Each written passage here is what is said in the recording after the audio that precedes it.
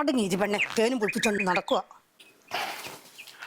അമ്മോ ഇതൊക്കെ നേരത്തെ പറിച്ചു വെക്കണ്ടേ? മൂത്ത് പോയി കേട്ടോ. എനിക്കിട്ടുള്ള പണിയാ. നീ ഇന്നലെ മില്ലി പഠിപ്പിക്കാൻ കൊടുത്ത ഗോതമ്പെടുത്തായിരുന്നോ? അവനോട് പറ. ചുമ്മാ കിടക്കുന്നുണ്ടല്ലോ എപ്പം നോക്കിയാലും വരയും കുത്തുമായിട്ട്. ഞാൻ ഇയാളെ ചിലവൊന്നുമല്ല ജീവിക്കുന്നേ, കൂടുതൽ പേടിപ്പിക്കണ്ടേ? ഓ തുടങ്ങി രണ്ടും കൂടി. ഞാൻ വല്ല കല്ലും പറക്കി അറിയും കേട്ടോ. ആ എന്നതാ കുടുംബക്കാരെല്ലാം കൂടെ ഭയങ്കര ചർച്ചയാണല്ലോ. നീ തേപ്പോട്ടി കൊണ്ടോട്ട് 2 ദിവസമേ ഒരു അയലോക്കംകാരെന്നൊക്കെ പറഞ്ഞ് ഇങ്ങനെയൊക്കെ ഉണ്ടോ?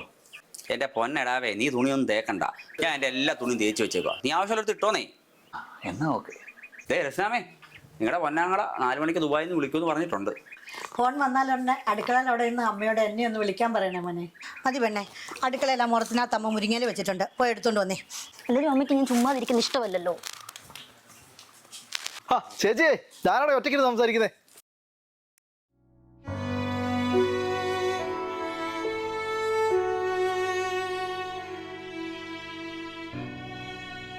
എന്തേ ചേട്ടൻ പിള്ളേരൊക്കെ?